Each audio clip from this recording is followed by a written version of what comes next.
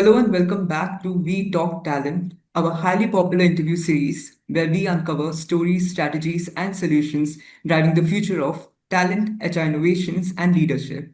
I'm Abhik Roy, Associate Content and Community from EDHR World, and it's my pleasure to introduce the guest of our today's episode, Satyadeep Mishra, CHRO from R Systems. Hi Satyadeep, welcome to the show. We're so glad to have you here. Good morning, Avik, and thank you for having me here. I have seen some of the past episode, and I'm truly impressed with the kind of conversation that you're having with business leader and HR leaders on the future of work and workplace. So delighted to be here. Thank you. Thank you so much for those kind words, Satyadi. My first question to you is, over the past few years, we have seen a major shift in workplace dynamics. How is your industry adapting to this very new world of work? Very interesting question and very pertinent as well, Avik. If you really look at what has happened in the last few years, pandemic has fundamentally shifted the way people used to look at work and workplace and life. And there is a strong realization, at least in the millennials, that there is a true value for work-life integration. Flexibility is a key aspect that people are looking for, and that is not going anywhere, right? So more and more organization are going through this dilemma of getting back their workforce into office, or to extend the flexibility they provided during pandemic, because that was a compulsion, right? And in my opinion and my views, those organizations who have embraced flexibility, right, and those are the organization who would kind of really create meaningfulness for the workforce going forward. What has also happened is the entire conversation around the manager and employee relationship has also changed, right? Um, and again, thanks to COVID, the workplace has become a lot more human, or at least the expectation is that managers are no longer managers, right? They are a bit of friend. They're also coach. They're also trying to understand, employees a little more empathetically, right? To try and see how they customize their management style, right?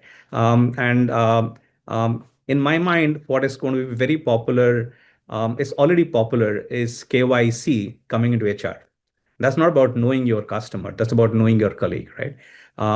That's about a conscious effort to kind of go beyond the realms of just being a task manager or an outcome manager, to a person who really enables the true potential of their team members. And finally, it also boils down to how you're creating organizational systems, processes, policy, and programs, which should be core to this aspect of being known as a caring employer. B, shifting the focus from loyalty, right, or longevity, to learnability, right? Because employees are also looking for environments which are not just helping them and prepping them for the job that they're currently doing, but making them good as a professional, right? Not just for now, but also for future. Those were some wonderful insights. Thank you for sharing those. Moving on to my next question, given that digital is at the heart of what our systems, does, how are you thinking about learning, especially in a way that fuels both employee growth as well as business innovation? Great question. So I think let's step backward. So let's talk about who we are. So our system is a digital engineering services company, which is enabling customers across the globe to write cutting edge products, platform, and customer experience for their end customers. If that is the fact, then we'll have to step backward to kind of figure out what sort of skills really come to play to create those experiences for our customer and their end customers, right? Um, and at the core of it, our belief is that when you are trying to create products, which has to stand the test of time, stand the test of so much of technology disruption, which is happening all around us, you need to create a bit of technical depth in your workplace. And with that view in mind, our workforce enabling strategy or skilling strategy is a lot about helping people to go deep, right? And also understand the customer context, because you live in a world wherein customers are becoming faster, budgets are shrinking, their end customers are also restless. So therefore, your customers' expectation of you is also fast changing, right? In that changing scenario, you also need to create a workplace and a workforce which is a true partner to your customer engineering teams, because at the end of the day what you are doing is partnering with somebody who's the engineering manager of your customer to fast track their product development life cycle, to bring in the best in class gen ai or agentic ai thought process to their product development. So therefore it is important to kind of look at skills which are not just technology, but skills which are enabling your developers and your engineers to be true partners, right? Having those partnership conversation, being a part of the core product ideation roadmap sessions, challenging the existing notion, and at the same time, their ability and willingness to co-create a better product outcome for their customers, right? So that's the kind of focus that we are looking at. Great.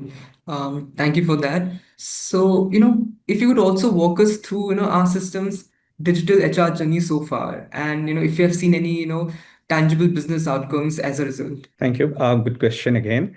Um, I think employees today are expecting, from organization and from the people function, the kind of experiences the customers are, expecting from them. So therefore, we have always worked backward to kind of really focus on what are the top two or three challenges that we need to solve for. And in my mind, I think we've just started on the journey. The best-in-class organizations have made strides over the last 2 years because HR tech is also fast evolving with the advent of AI, right? So our focus has been on how do we really start the use of technology in processes which are extremely important, which is how do you really identify the right talent that you need to hire, right? And that involves a lot of AI in terms of making sure that we are precise in terms of the kind of talent pool that we need to target. We are extremely focused in terms of hiring people who are capable. So use of assessment technologies and making sure that people who love to code and who believe in a lot of original creation really get into our systems are some of the initial initiative that we have started taking in that space. When it comes to employee experience, of course, the standard automation is passe, right? Every organization probably has gone that extra mile to create automation and making sure that information is available. But for us, our next leg is that how do we make sure that the human interaction is empowered with agentic AI, right? Because there are a lot of times employees come back to you with similar kind of questions, queries, and many a times, you realize that while it's best to kind of, pick up the phone and answer, but it takes time and it creates a little bit of, dissatisfaction and disengagement among employees. So how do you really create responsive agentic AI solutions, chatbots, and make sure that some of the mundane questions, some of the standard questions are being taken care of. That is something that we've started into. And finally, I think learning is at the core, of all workplace. And if you really look at, generations at work, be it be millennials or Gen Zs, I think they truly value the importance of learning. So therefore, how do you create experiences wherein learning is fun, right? How do you use technology to drive a bit of social learning? How do you create recognition, platforms, systems, and programs which enables good behaviors to be caught on the fly as they happen, right? Than having to wait for a quarter to kind of recognize somebody in a quarterly recognition program. I think those are some of the areas wherein we have started using technology to create experiences which are different. And we believe that money being the same, it is this employee experiences that we create that probably would nudge an engineer to stay with us for a longer time, or probably get into this thinking zone that is there a better place than this. Great. So, evidently, technology space is right now constantly evolving. It is in an always on mode. So, against this demanding environment, how are you building a culture that generally supports work-life integration and employee well-being? Any strategies, you would like to share? As you rightly said, technology disruption, information abundance is here to stay, right? And today, employees are as much benefiting from the advent of AI, Gen AI, and information at the fingertip, um, but they're also struggling, right, with understanding how to make the best use of this, right?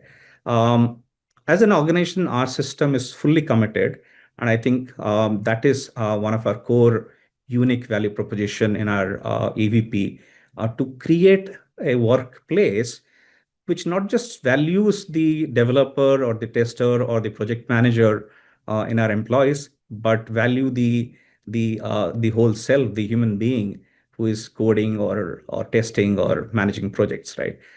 Towards that, we run a program called Wellness 360.